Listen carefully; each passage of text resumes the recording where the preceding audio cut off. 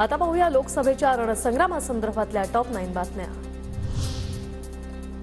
महाविकास आघाडीच्या काळात मला कोणत्या तरी केसमध्ये फसवण्याचा खूप प्रयत्न केला, पण चौकशीमध्ये काहीही आढळलं नाही, फडणवीसांचं वक्तव्य।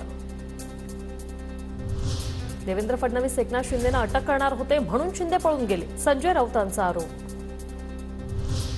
फडणवीसाला अटक करणार होते त्यामुळे मवियाचा टांगा पलटी केला। मविया काळात फडणवीसाला अटक करण्याचा प्लॅन होता, मुख्यमंत्री एकनाथ शिंदेंचा मोठा गौप्यस्फोट।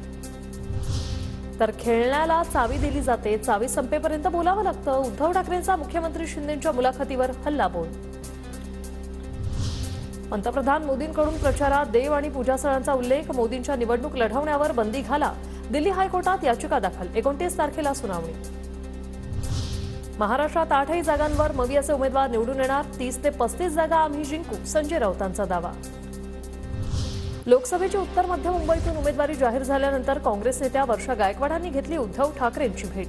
वर्षा गायकवाडांना खासदार करून दिल्लीत पाठवणार, उद्धव ठाकरेंकडून विश्वास व्यक्त। उत्तर मध्य मुंबईसाठी भाजपकडून उज्ज्वल निकम यांचं नाव चर्चेत, भाजपचे महाराष्ट्र प्रभारी दिनेश शर्मांच्या उपस्थितीत आज महत्त्वाची बैठक।